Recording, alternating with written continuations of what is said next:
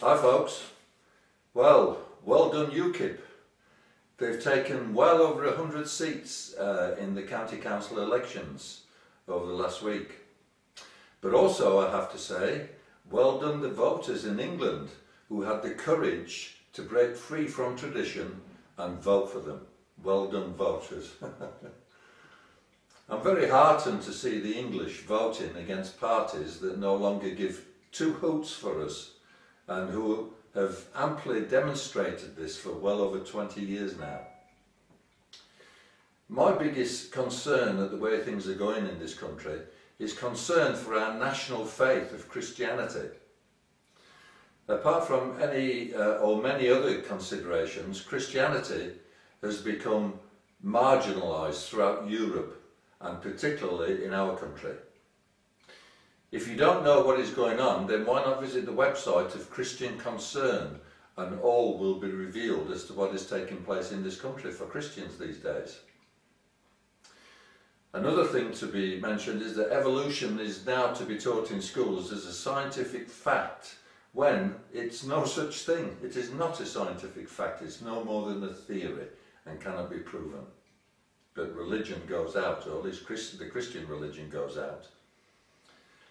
Same-sex marriage, we all know, is about to be forced on us when the politicians have no right to define marriage that has always been defined as between a man and a woman since time began. What right have politicians to redefine that?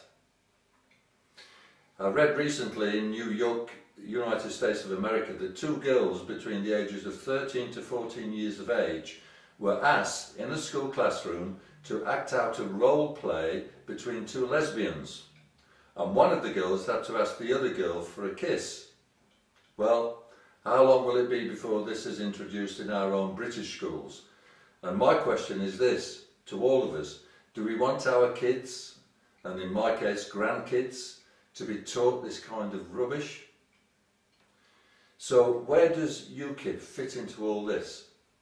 Well, I have to tell you, as a member of UKIP, that UKIP has a very strong Christian ethos about it and would oppose all this kind of stuff that I've just mentioned and much more besides, not to mention the European situation and all the money we pour into it and all the money we give away in aid to countries that don't need our aid.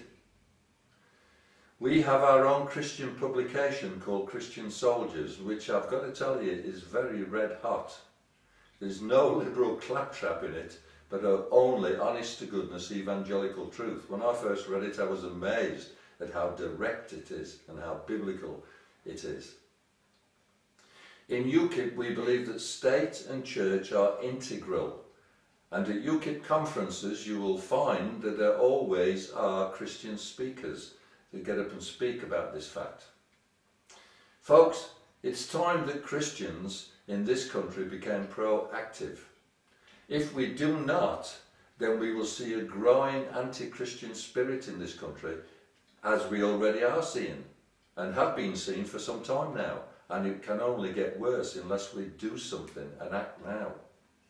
If we don't act now, we will suffer regret later. I grew up in a Christian country, and although I didn't appreciate that fact in my younger days, I did benefit from the fact that this was a Christian country.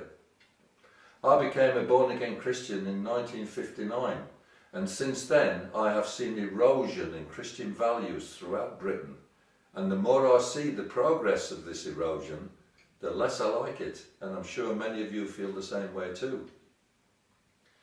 It's so hard to be a Christian these days in the public arena. Much more respect is given to other religions that have come from overseas, and so often Christian celebrations are being undermined so as not to offend these other religions. Have you ever heard anything like it? And they've got away with it. Unless Christians become proactive, this can only get worse.